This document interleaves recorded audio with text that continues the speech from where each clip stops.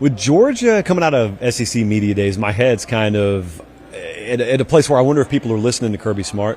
Kirby, I've said many times, he's the most brutally honest guy like we interact with. So when we go sit down with him, off record, on record, he always shoots straight about his team. So he talked about how over like 54 or some odd % of their guys are going to be first or second year players. Yet I didn't hear him say anything about how he plans on simplifying anything. All right, well, then that bakes in the idea that you may have to have some patience and growing pains, specifically with the way they play defense. And so then, naturally, as he's on a podium talking, they have his schedule behind him. You got Sark in Texas. You got Kalen DeBoer in Alabama. You've got Napier in Florida. You got Kiffin at Ole Miss. You got some really, really good offensive minds that have made a career out of exposing that sort of thing. So with Georgia, so much talk about Gunnar Stockton. I'm happy to do that. But to me, the bigger, like, hammer home conversation, if you will, is come December, do we look at them and say they were really good? There were just some critical moments that cost them in big games, because we've said that about young teams before. So it remains to be seen with them. Do we look at them and say, man, for the second year in a row, they couldn't run the ball? Do we look at them for the second year in a row and say, man, defensively, they were just off? Or do we look and say, this team's headed to the national championship game this Monday night. Last year ended up being a good thing because they packaged all that up. They used it as fuel, all that stuff. So it wouldn't be the first time that's happened. That's what I wonder about them. And then the other part that Kirby's talking about is not just a Kirby, Georgia problem. He's just the most well articulated about it lately, I think.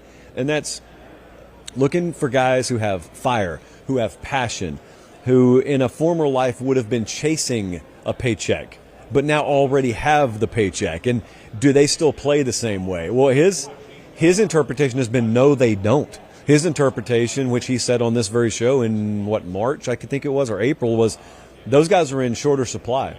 Now, we're still Georgia, so we get virtually our pick of guys, so we can still go find them, hopefully.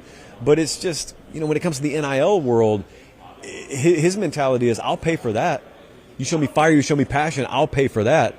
So I think about that, and I think about Gunnar Stockton and how, since this is Georgia, there's no world where at any point this year I should be looking at them saying, well, it's up to Stockton. He's got to save them, or Gunnar Stockton's got to carry this team on his shoulders.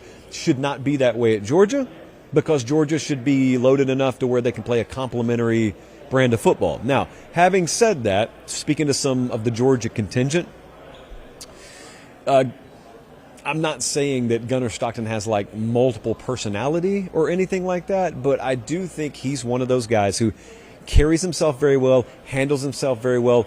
Yes, sir, no, sir, yes, ma'am, no, ma'am, handshake, look you in the eye, says the right things.